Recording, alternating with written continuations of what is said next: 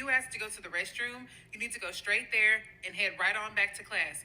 And you wonder why all the younger generations are tired of these adults in charge. And these videos are not doing what you think they're doing, and I'm concerned that you're not aware of how important breaks are during the day, especially for kids and learning. There's actually so much research that's been done on this, I will just cycle through the articles as I talk. I'm mainly concerned about your response to this comment where someone pointed out that they give their kids like 10-minute breaks to help self-regulate in classes over in Australia, and you mocked it. You made a whole video saying, well, kids have enough breaks at home. When they're in school to learn 6-7 straight hours, which is not helpful or healthy. Where is your superintendent right now? Because a big thing we were taught in our high school, that all of the teachers seem to know that you don't, is how important breaks are to your brain and learning. First of all, working for long periods of time without breaks, you're just less productive overall, especially when it comes to learning, because what happens during breaks in your brain is that your brain isn't actually idle or doing nothing. What it's doing is processing all the information it's learned, which is important to remember it later. Short breaks also help you increase your productivity and reduce stress because, of course, you're less burnt out, so you're going to keep being more productive overall than just going for 6 straight hours. In this study, several teachers found it more effective to actually give 10-minute lessons than 30-minute straight lessons. I know this is a stretch, but you did mock the idea of taking naps, but a 10 to 20-minute nap, no more, actually really does increase productivity and academic focus. I know that kid took it a little bit too far, but I find your mocking and lack of empathy concerning because high school is like one of the hardest things that you go through in life. You could not pay me enough money to go back into high school. Someone who's worked in childcare, I feel for these kids. It is so stressful and hard.